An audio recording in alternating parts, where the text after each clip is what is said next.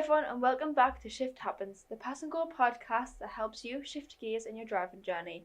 My name's Charlotte and I'm the podcast host, and in today's episode we're going to be speaking about how to deal with fatigue after a festival. Now I felt this is important to talk about because next week is in fact festival season, so you'll be expected to see stories of people at Creamfields, Reading Festival, Leeds Festival.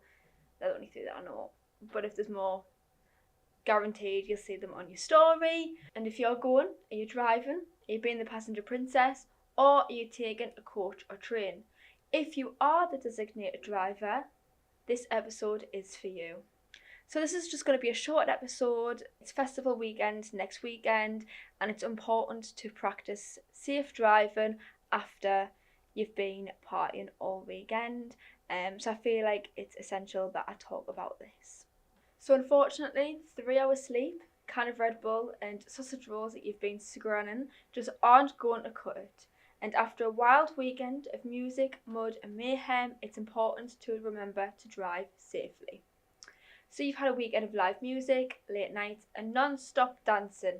You've been sleeping in a tent, which, I've never been to a festival personally, but I've also been camping, and it's not the greatest sleep, so doing that for 3 days is not the best for your sleep schedule, so it absolutely wrecks it. And you have no storage on your phone. But are you ready to drive home?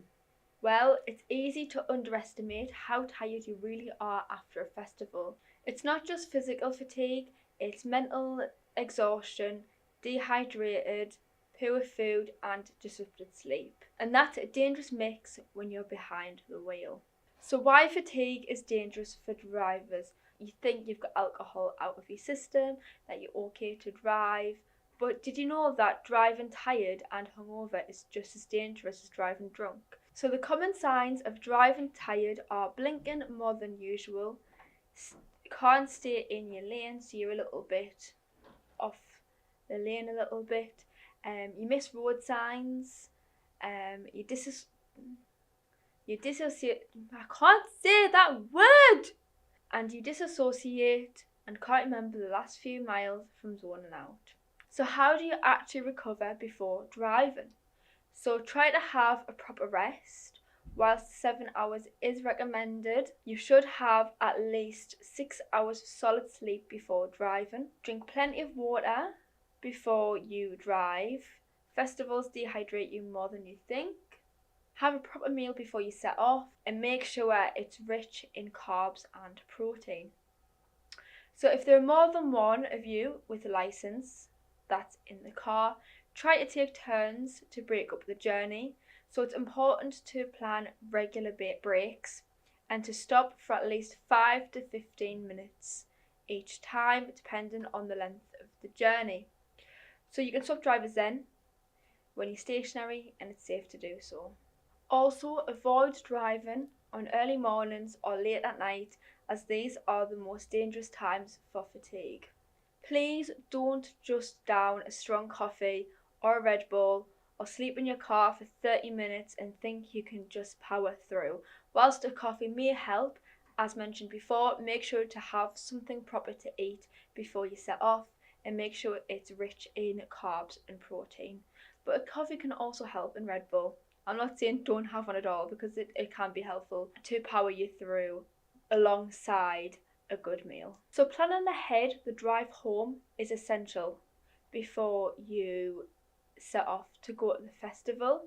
You always need to have a festival exit strategy. So have a designated driver, so this person won't party as hard the last night, and make sure they get enough sleep for the journey home.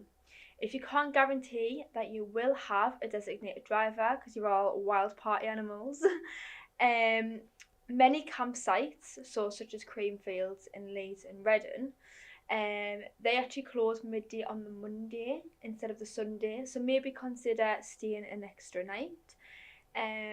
However, if you don't want to camp because you've been doing it for 3 days and another day you're just like, nah, I'm done with this, you can always book a cheap hotel or a B&B nearby to sleep it off. Like I said earlier, leave at a sensible time. Don't rush to beat the traffic, and don't travel too late to completely avoid the traffic. Hopefully you've checked your car before you left for the festival, but always make sure to check your car before leaving and download offline maps in case your signal goes, as it can be patchy near festival sites. You can listen to our episode, Road Trip Ready, Essential Summer Driving Tips for UK Drivers, for our summer car maintenance checklist and how to plan your route. It's actually a really useful listen, so I'd hop over to that after this episode. But don't let the drive home ruin the weekend. One tired decision can undo all those positive memories. So either wait a few more hours, share the driving responsibilities, or stay an extra night, if not in the campsite nearby. Your safety and the safety of others makes these extra precautions worth it. Driving tired isn't brave, it's risky and avoidable. If you found this episode helpful, please share it with someone who's driving to a festival soon, and don't forget to subscribe to PNG Driving School Shift Happens on all the streaming platforms, so that's YouTube, Snapchat, oh my dears, YouTube, Spotify and Apple Music. And also leaving us a review can help more learners and new drivers find the show.